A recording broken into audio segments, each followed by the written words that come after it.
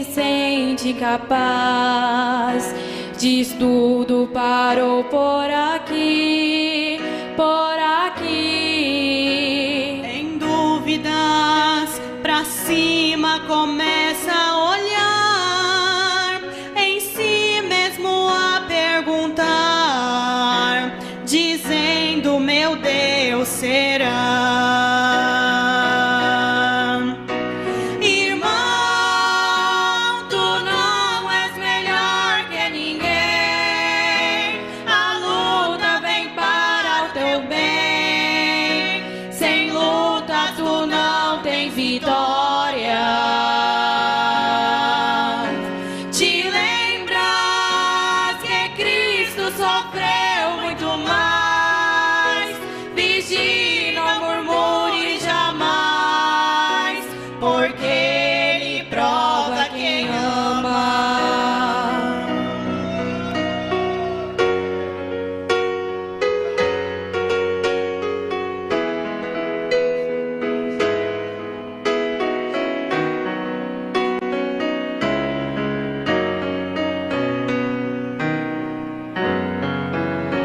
Irmão, de boca fechada é melhor. Se tu tens negócio com Deus, deixa só com Ele você e você. Talvez pra muitos tu não sejas nada, prossigas nesta caminhada, Deus vela e você vai ver.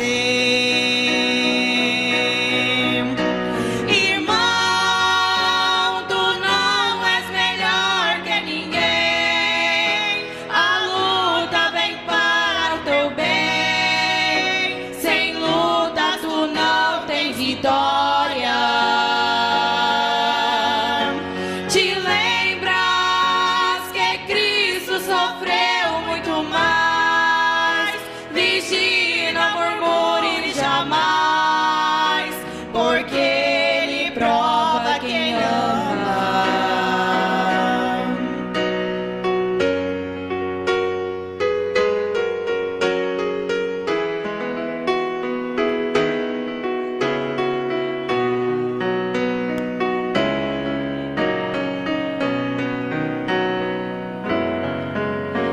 Talvez há muitos que te tratam bem, te elogiam com coisas além, mas por trás falam mal de você, de você. Esqueceram que os falsos não entram no céu, pra subir lá tem que ser fiel e amar seu irmão de verdade.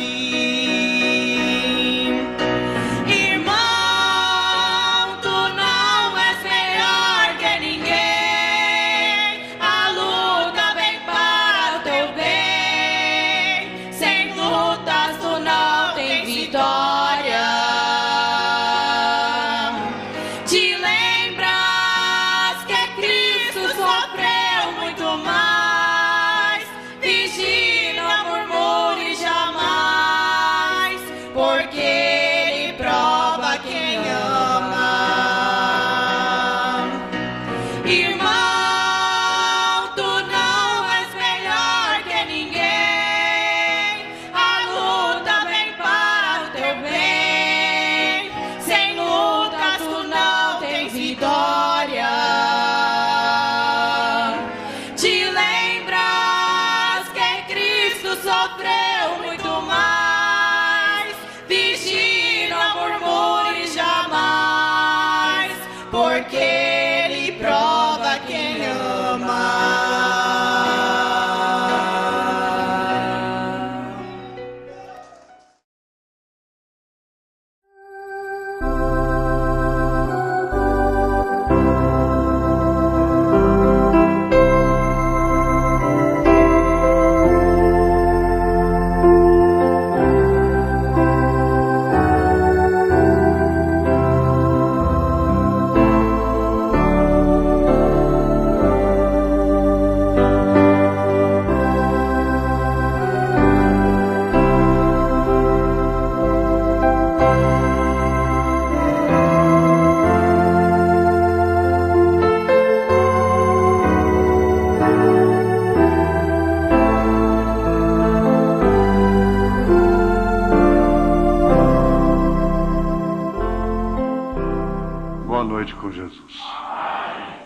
Vamos ficar de pé, vamos ler a Bíblia.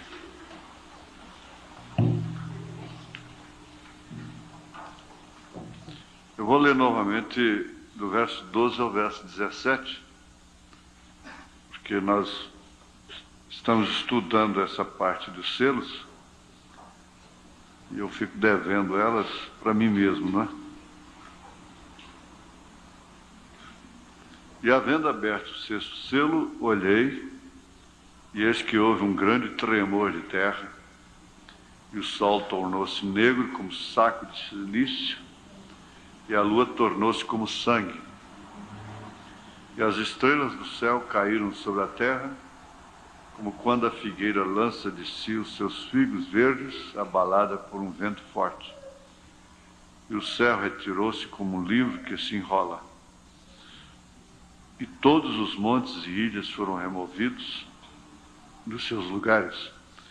E os reis da terra, e os grandes, e os ricos, e os tribunos, e os poderosos, e todo servo e todo livre se esconderam nas cavernas e nas rochas das montanhas. E diziam os montes e aos rochedos: cai sobre nós, escondei-nos do rosto daquele que está sentado sobre o trono e da ira do Cordeiro, porque é vindo o grande dia da sua ira, e quem poderá subsistir? Agora, Senhor Jesus, nós mais uma vez oramos a Ti, agradecendo, porque a melhor coisa que o Senhor tinha para nos dar, para dar ao homem, tem chegado a nós em tempo oportuno, que é a Tua palavra. Não existe outra coisa melhor. Se o Senhor nos dá saúde, a saúde não é melhor. Se o Senhor nos dá mais anos de vida aqui, isso não é melhor. Se o Senhor nos dá uma boa companheira, isso não é o melhor. Nos dá um bom companheiro, isso não é o melhor. O melhor que o Senhor tinha para nos dar era a Tua palavra. E entre esses milhões e milhões que povoam a terra, nós estamos entre os poucos aos quais esta palavra tem sido revelada. Nós estamos aqui agradecidos ao Senhor. Se alguém de nós tem que partir, partiu com o melhor. Em nome de Jesus Cristo, ó Deus. Sabendo que o Senhor pode prolongar os dias, o Senhor pode mudar os quadros, o Senhor pode ressuscitar, o Senhor pode fazer o que o homem não pode fazer. O Senhor é o Deus do impossível. O Senhor é o mesmo, ontem, hoje e eternamente. O Senhor não muda.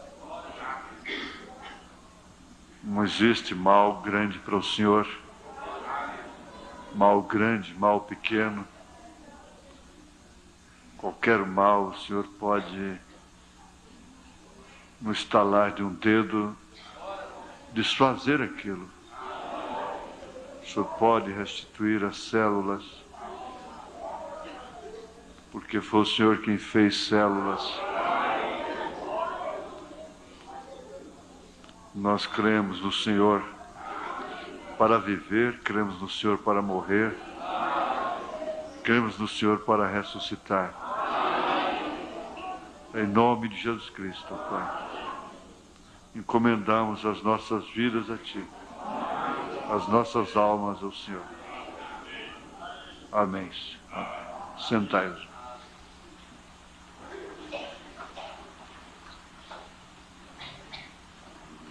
É uma coisa que está na dimensão humana.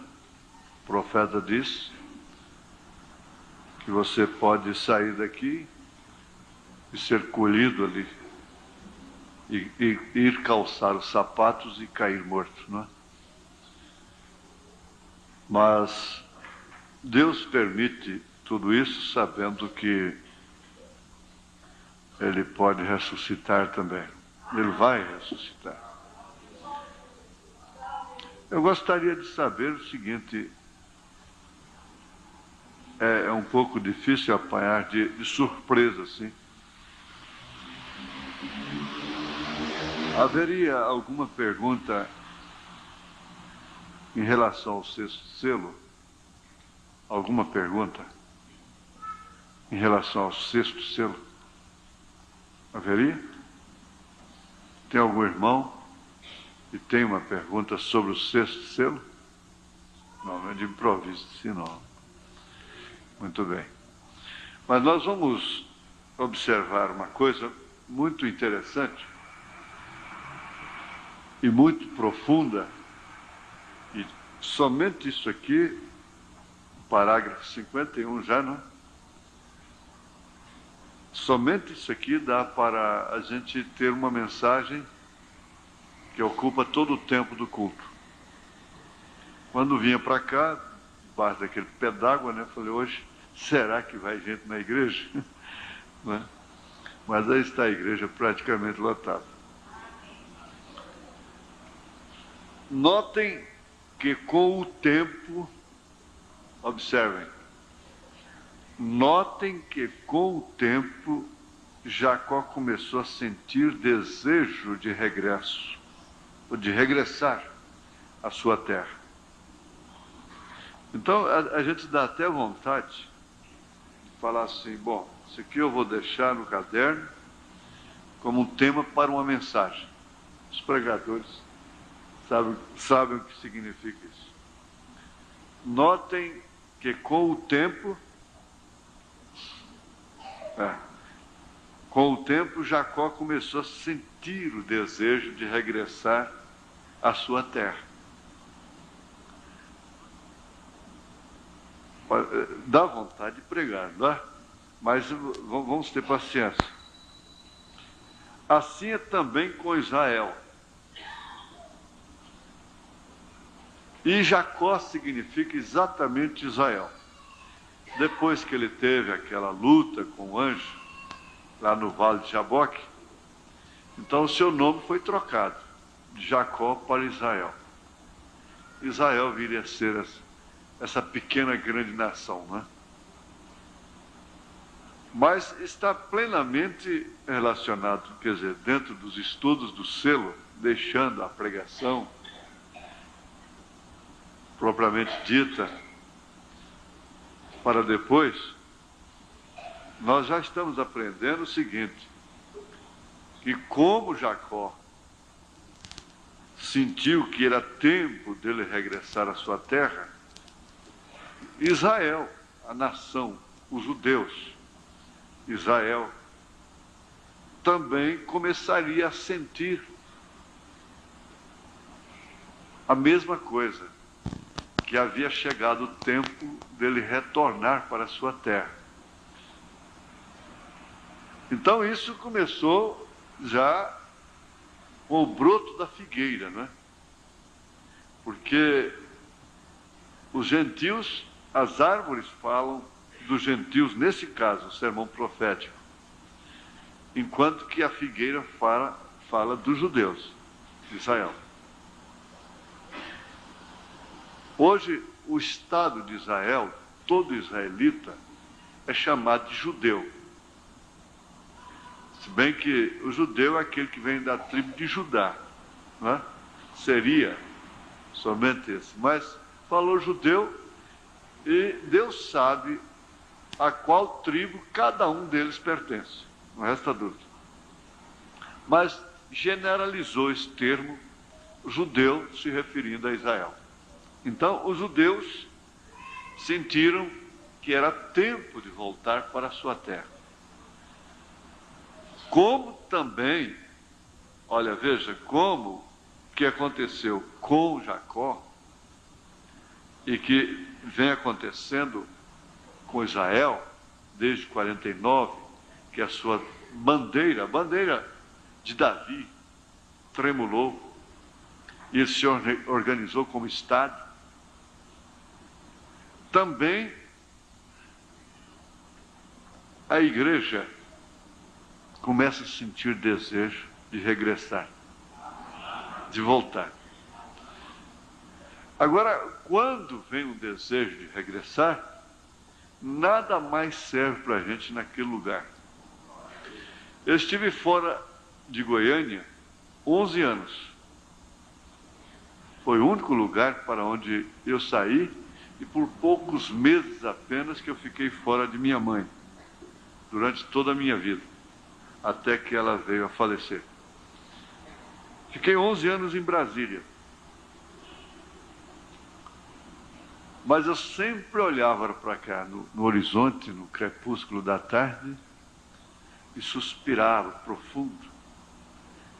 E por último, eu comecei a ter visões de olhos abertos a respeito de Goiânia. E às vezes pregava dentro do caminhão, dentro do carro, batendo até no painel do carro. Tinha a impressão que ia passar por cima de gente, que eu via a multidão na minha frente. Vi uma lavoura muito grande aqui, e aquela chuva de pingos grossos mesmo. Vi uma torre muito grande aqui em Goiânia, de 4 pétalas. Muito grande mesmo, com 4 pétalas luminosas lá em cima, iluminando para os 4 cantos do país. Sobrevoei Goiânia, passando entre os fios de alta tensão. Tudo isso aconteceu. Mas eu percebia que era tempo de regressar para cá. E já vim para cá como um mensageiro de Deus. A meu retorno seria como um mensageiro de Deus para esse país, não é? Partindo aqui da porta do mercado. Mas o que eu quero fazer menção é de que, como Israel, como Jacó, Israel percebeu, sentiu que era tempo de regressar. Houve um movimento extraordinário entre os judeus, muito grande, um movimento extraordinário.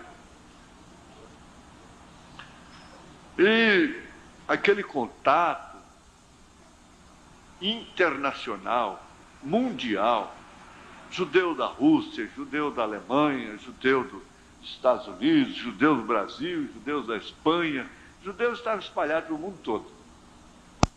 Então começou aquele avivamento para voltar, para regressar. Olha, a mesma coisa acontece individualmente. O cristão, o crente que tem sentado aqui, como o irmão Rufino sentou, o irmão Valdir, e que chega a uma determinada hora da sua vida, aqui, se perguntar para ele, você quer sarar? Ele diz não.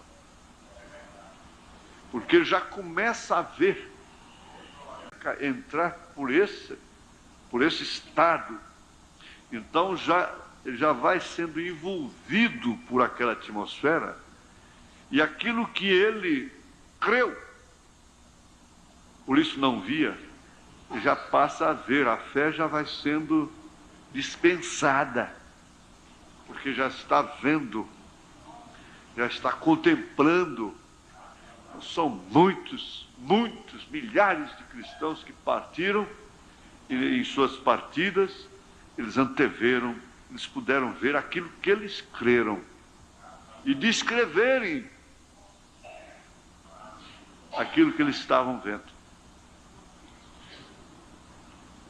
Agora, é difícil a gente estudar sem pregar, né? O caso é esse, o problema maior de todo é esse. Vamos voltar para o centro. Então Jacó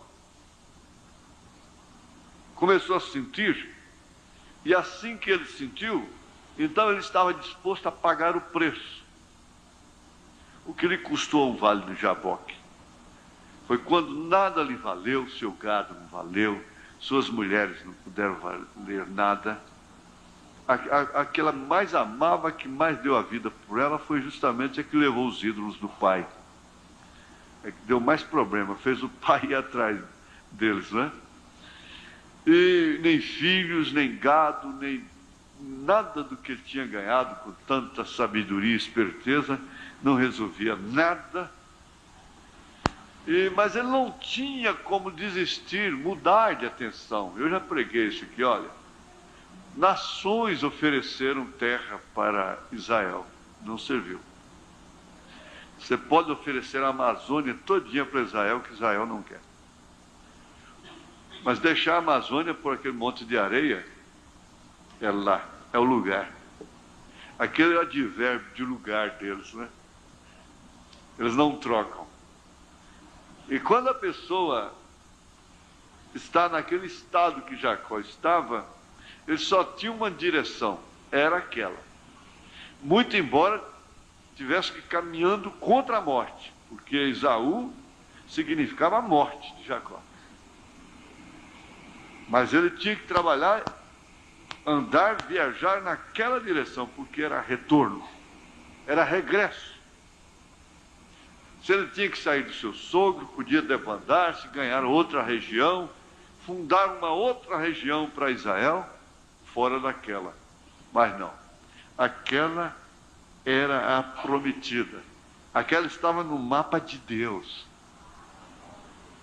Estava exatamente no mapa de Deus. Então, não interessa outro lugar para você, para nós.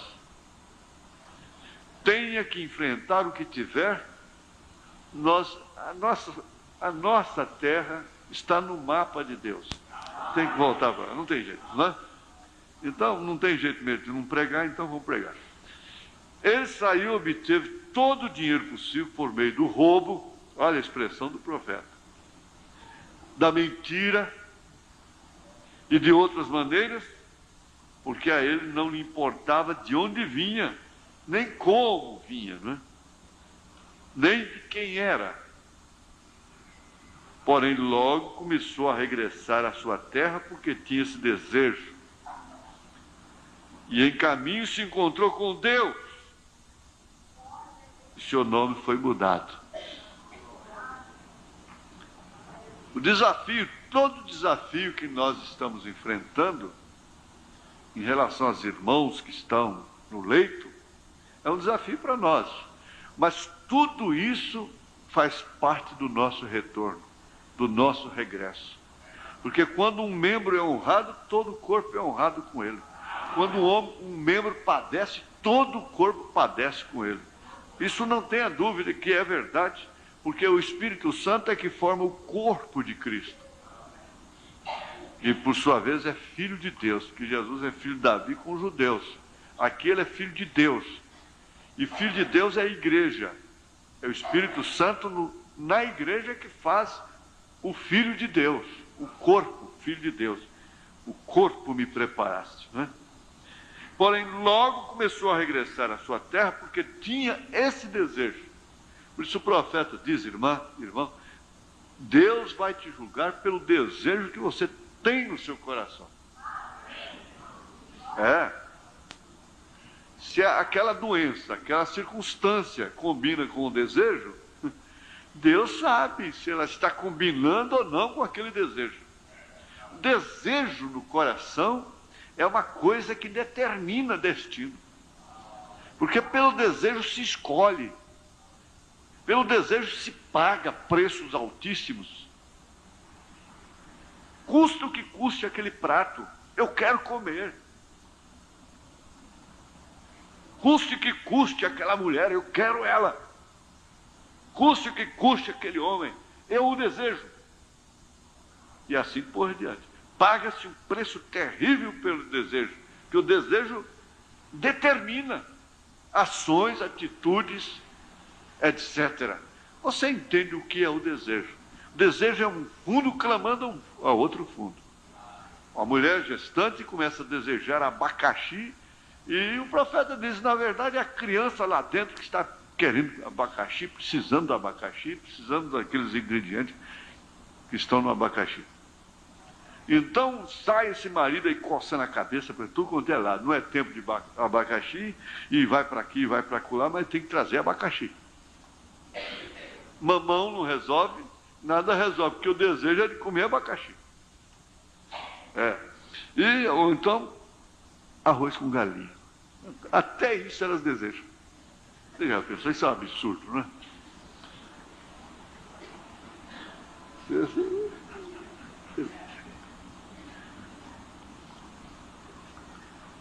Mas é difícil a gente estudar os selos por causa da pregação. A pregação atrapalha os selos. Não é verdade? Você não tem jeito de estudar os selos sem pregar, como é que faz? Então, o desejo. Você já entendeu. Ele disse, olha, os seus motivos, os seus objetivos, o seu desejo. A mulher que não corta o cabelo, por quê? Porque é da igreja, porque é da mensagem, porque o marido, por causa do marido, porque por isso. Mas lá no fundo ela tem um desejo profundo de cortar seu cabelo. Deus está vendo ela com o cabelo cortado. Desejo é uma coisa tremenda, não é certo? Agora, porque tinha esse desejo, e por isso ele procurou satisfazer o seu desejo.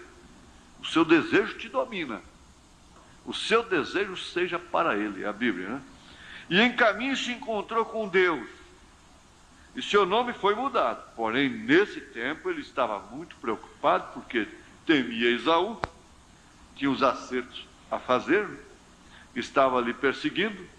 E notem o dinheiro, tal como será neste dia, quando os judeus fizeram um pacto financeiro com Roma, fizerem o pacto financeiro com Roma, que já está nas suas preliminares, nos seus primeiros passos. Está bem adiantado já. Os pactos preliminares já estão sendo feitos para, por fim, chegar no pacto financeiro e levar a rasteira que a grande prostituta vai dar nele. Agora, Esaú não tinha necessidade do dinheiro de Jacó, porque quando o outro lado o assunto é dinheiro, é fácil resolver. Então paga e acabou. Mas o problema não é dinheiro. Como tampouco necessita Roma, porque Roma tem as riquezas do mundo em suas mãos. Porém, encontramos que naquela ocasião, quando todavia era Jacó, se encontrou com Deus, estava passando por esse tempo de tribulação. Então Jacó lançou mão de algo que era real. Houve um anjo que desceu do céu, e Jacó manteve seus braços ao redor do anjo, e ali se manteve. Este anjo lhe disse, tenho que ir-me, já está amanhecendo. Irmão, o profeta disse, irmão, o dia está para amanhecer, está por chegar, já estamos na alvorada, não é hora de soltar o anjo, não é hora de brincar, não é hora de passear por aí, mas não é hora mais de relaxar, não. A alvorada já tem chegado. Porém Jacó disse, não te deixarei ir se não me abençoares. Não podes partir, eu vou ficar contigo. Eu quero que venha uma mudança em minha situação. Agora aqui você mesmo prega. Aqui você mesmo prega. Você diz, começou a sentir o desejo de regressar à sua terra. Tinha esse desejo, e agora, o que é que você deseja realmente? Circunstancialmente? Porque esta é a única solução, é isso? Não sei. Eu quero que venha uma mudança em minha situação. Agora aqui, dá para você sapatear em cima. Dá para você ajoelhar e ficar muito tempo Dá para você sentar, pôr a mão no queixo e não ficar rindo, nem cochichando, nem brincando, e prestar muita atenção, porque senão você me perturba aqui, viu, rapaz? Se você não veio para ouvir, pode ir embora. Então, eu quero que venha uma mudança em minha situação. Eu quero que venha uma mudança em minha situação.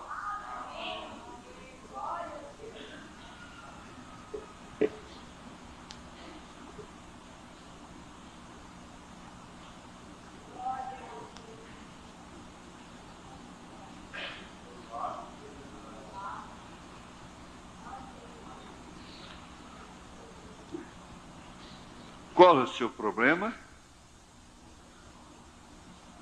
O que é que te faz chorar no altar? O que é que te faz chorar quando está na cozinha, trabalhando, cozinhando, lavando roupa? O que te faz chorar de madrugada? É a paixão por aquele rapaz? É a paixão por aquele carro? É a paixão por aquela casa? É a paixão pelo marido? É a paixão pela esposa? É a paixão pelo filho? É a paixão pela moça? Eu quero que venha uma mudança em minha situação, ou caso contrário, eu estou perdido.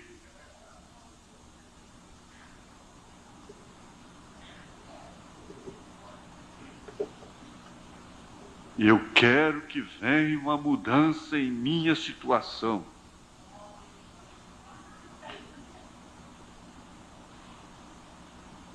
Ou caso contrário, eu estou perdido.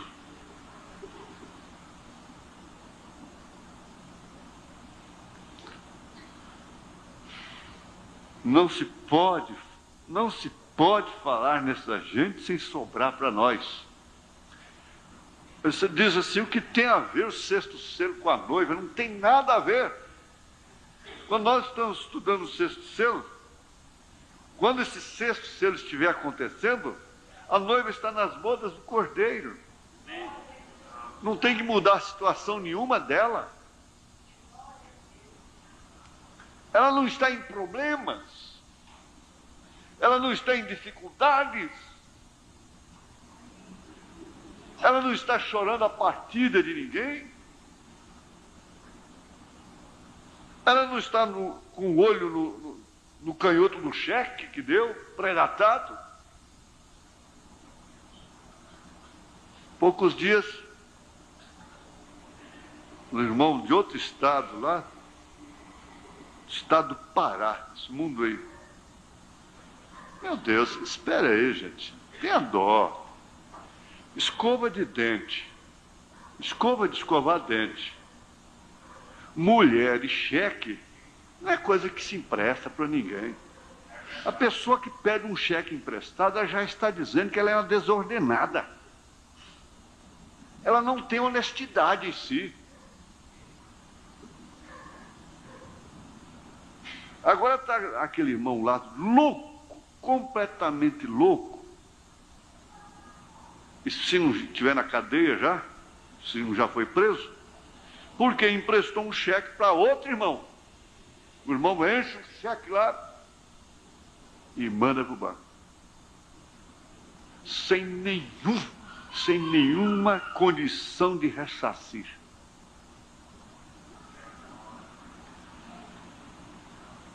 Eu fico pensando nessas coisas.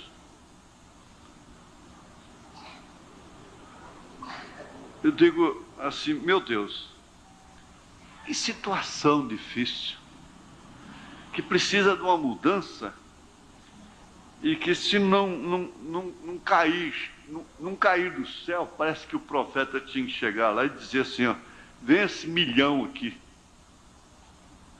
pela palavra falada, porque seria o único meio desse irmão sair dessa situação.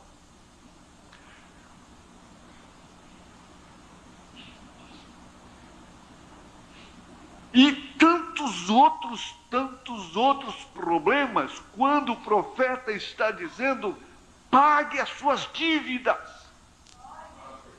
Não deva nada a ninguém a não ser o amor.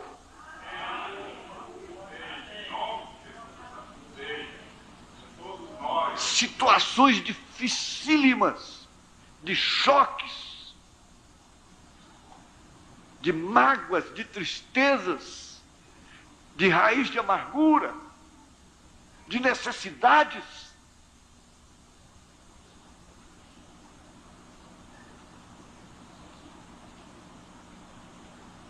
Eu quero que venha uma mudança em minha situação. Sabe? Porque senão eu vou cair morto qualquer hora. Eu vou sofrer um infarto. Eu vou sofrer um derrame. Ou então o que eu vou fazer? Eu vou sumir, vou evadir. Porque cobrador é de todos os lados.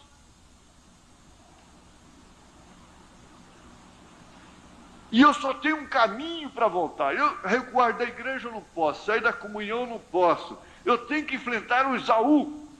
Sair do ministério, Deus me mata.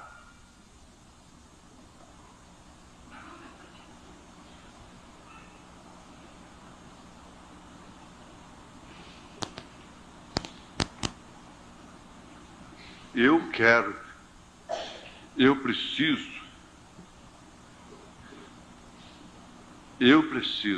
Agora você diz com você mesmo. Eu preciso sair. Eu preciso de uma mudança em minha situação. Minha situação deve ser a minha natureza. Nós ouvimos aqui domingo à noite, quando Deus nos deu aquela graça. Você viu o que virou o signo? Todo mundo agora está se dirigindo para o signo. Signo é porque eu sou leão, porque eu sou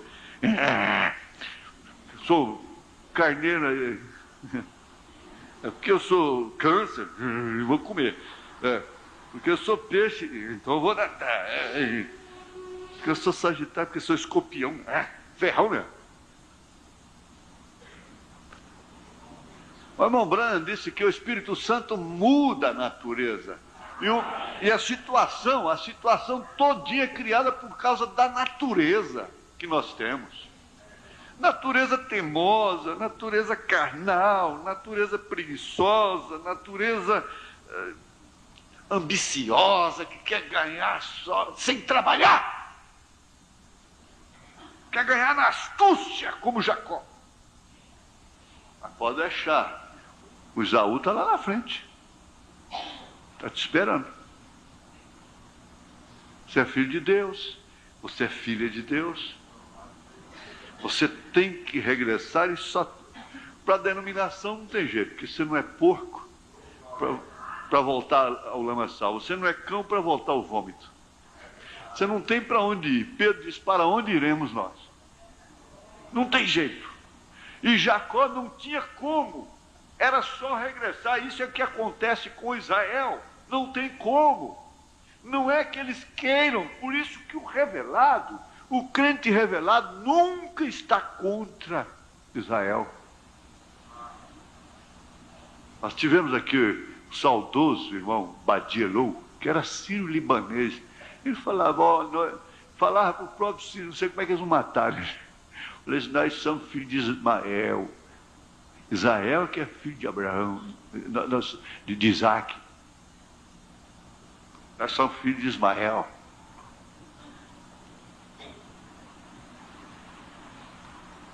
Como nação. Judeu é que é filho de Isaac. É o filho legítimo de Abraão. E não tem como mudar essa situação. Não tem como mudar, como tirar esse espírito. Então é que a gente... Eu não tenho como ir para o mundo e não tem como...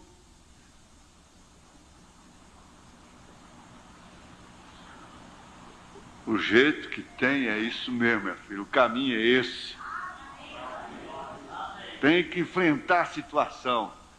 Tem que enfrentar a situação e o que te espera é realmente a luz. A luz que vai botar tudo claro, tudo limpo. É o sinal. Mas vamos prosseguir. Só mais um pouquinho. Esses são os 144 mil, os ganhadores de dinheiro que têm sido tão desonestos com as finanças, desonestos nas suas finanças, quer ganhar dinheiro só à custa de... Não importa se uma família fica chorando lá depois, ele tem que ganhar, ele quer ganhar dinheiro. Porém, quando eles por fim veem a coisa verdadeira e a possibilidade de agarrar-se a isso, então é exatamente aí que chega Moisés e Elias. Amém. Eles também lutarão com Deus até os 144 mil das 12 tribos de Israel, até que os 144 mil das 12 tribos de Israel sejam chamados e tirados para fora. É a mesma luta que houve no Vale de Jaboque. Isso sucede justamente antes de começar a tribulação. Isso sucede exatamente, olha, presta atenção, antes de começar a tribulação com Formoso. Esses dois profetas, Elias e Moisés, pregarão como João Batista lhes dirão. E como João Batista, eles dirão: o reino dos céus está à mão. Arrependa-se, Israel. Arrependam-se de quê? Arrependam-se de seus pecados e de sua incredulidade e regressem a Deus. Creiam no Messias, creiam em Jesus. Agora recordemos algo. Esses grandes acontecimentos na natureza têm sucedido antes, como vemos com o versículo 12: o sol se pôs negro como saco de silício. Recordem, isto não sucede no tempo dos gentios. Isto é para Israel.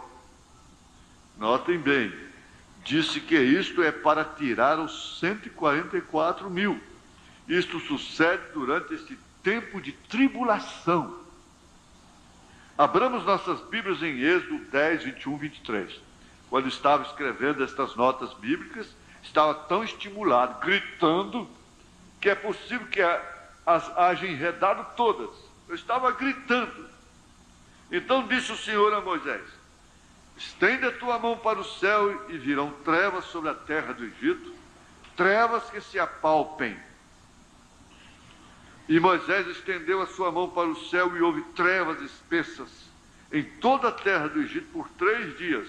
Não viu um ao outro, e ninguém se levantou do seu lugar por 3 dias. Mas todos os filhos de Israel tinham luz em suas habitações. Está todo mundo no escuro, mas os filhos de Israel tinham luz em suas habitações. Está todo mundo no escuro, isso também, está todo mundo no escuro, mas nós temos luz. Tenho luz no coração, diz. Agora notem como diz em Apocalipse: e o sol se pôs negro como um saco de silício. Vê você? São as mesmas coisas, os mesmos acontecimentos na natureza. Que foi? Que sucede quando acontecem estas coisas na natureza? Deus está chamando Israel. Aqui Deus está a ponto de libertar a Israel do Egito, da mão dos seus inimigos.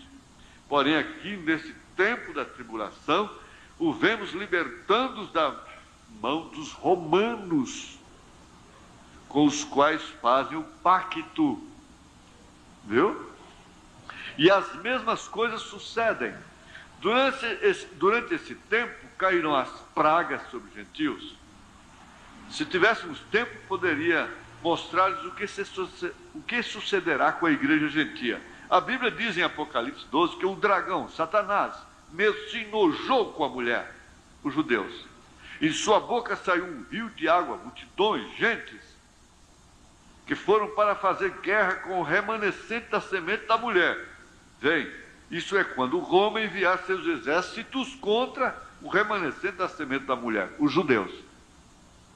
Você sabe que uma escritura só, às vezes, tem vários cumprimentos.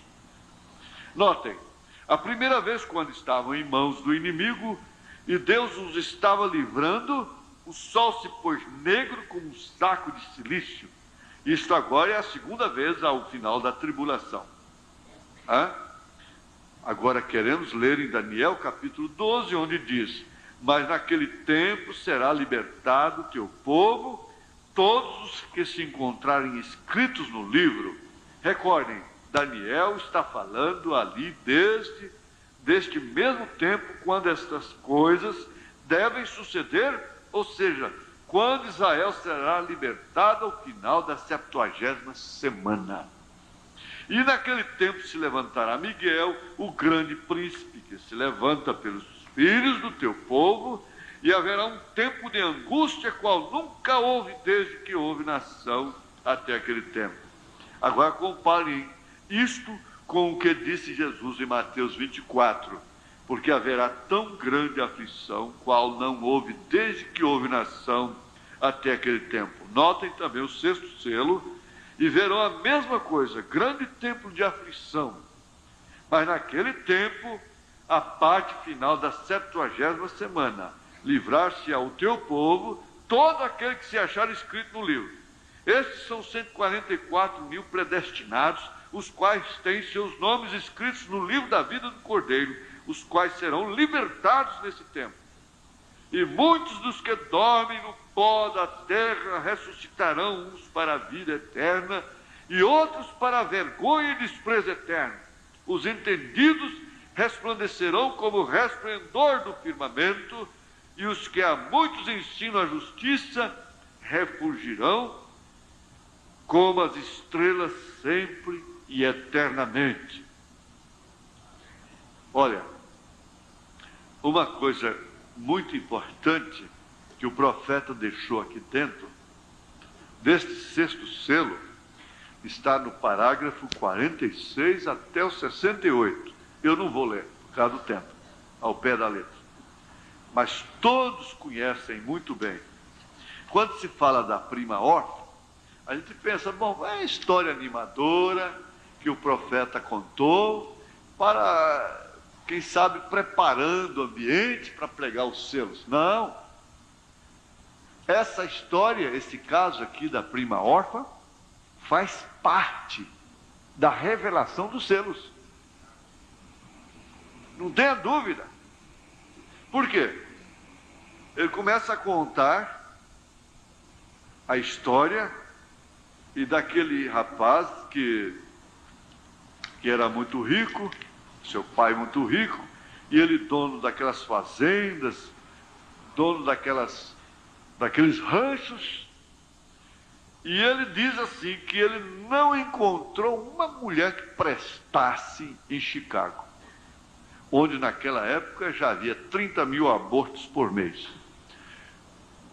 Não encontrou uma daquelas moças que pintavam suas bocas, suas unhas, seus lábios, seus olhos, e que viviam lisonjeando e prontas para qualquer aventura com ele, para ver se o enredava. Então, ele não encontrou em Chicago nenhuma sequer. Agora, veja se isso é apenas uma historinha que o irmão Brana pôs dentro do 6º selo para fazer preleção, até descer unção. Não, não é isso. Isso está aqui dentro. Ele saiu como Jesus não tem encontrado. Não tem encontrado. As igrejas estão igual aquelas mulheres de Chicago. Ele saiu lá fora. Mesmo lá elas estavam. Três delas. Aquele capataz tinha 3 filhas moças e criava uma sobrinha, que por sua vez era prima das 3 filhas, não é claro?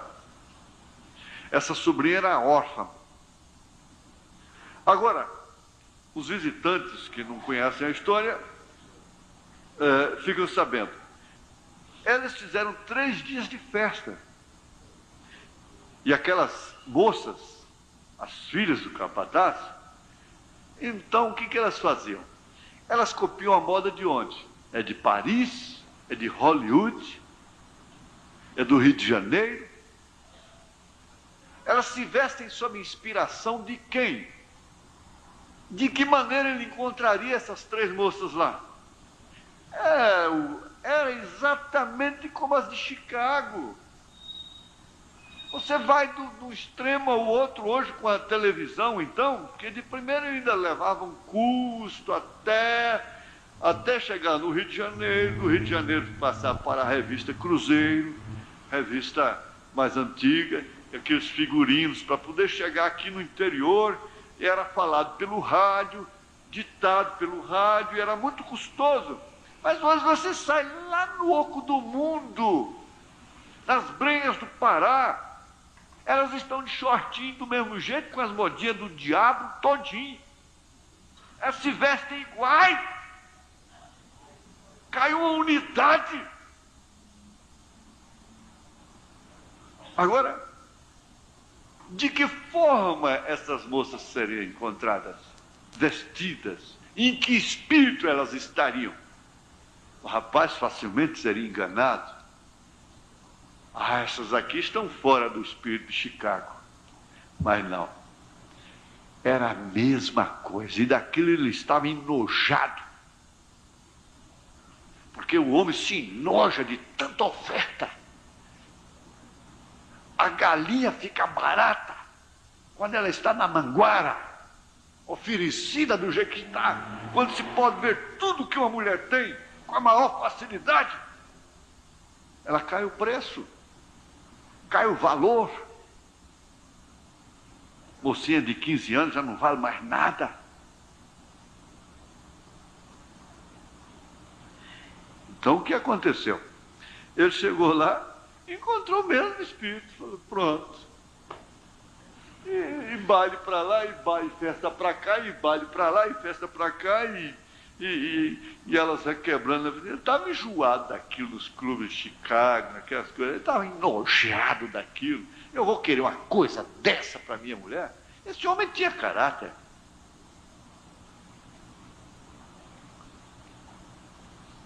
Enojado daquilo, saiu, foi para o curral. Chegou lá, ele encontrou uma moça de pés descalços, lavando louça.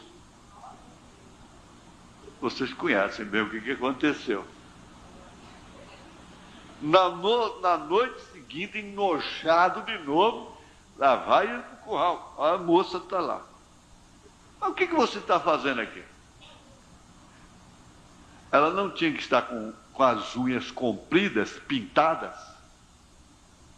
Olha, rapaz, se você vê uma moça daqui com as unhas desse jeito, não casa com ela não, bobo. Casa não, pode ser bonito, mas não casa com ela não.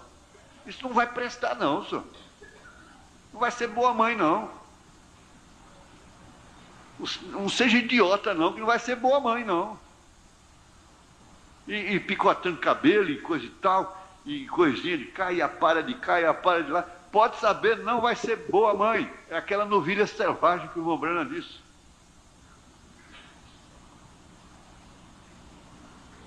Elas também têm o que ver em vocês também, viu? Em casa com ele não. Isso não vai ser um bom marido de jeito nenhum. Elas têm muita coisinha para ver em vocês também, viu? Não é só elas que tem que ser vistas, não. Vocês também têm.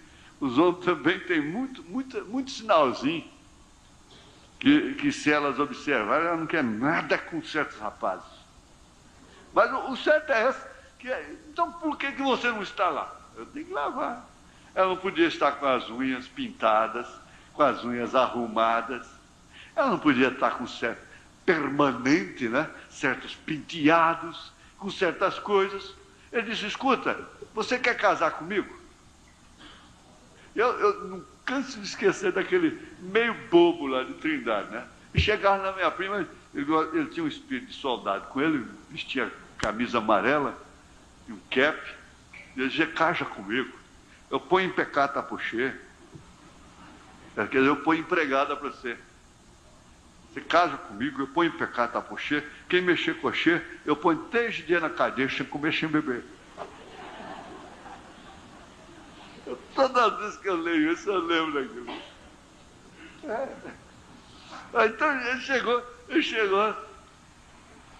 disse, você se casa comigo? Mas, gente, põe você no lugar daquela moça. Ela deve ter gelado dos pés até a cabeça. O que é isso, meu Deus? Esse rapaz está brincando comigo, é? Está zombando de mim, não é possível? Mas não, ela creu.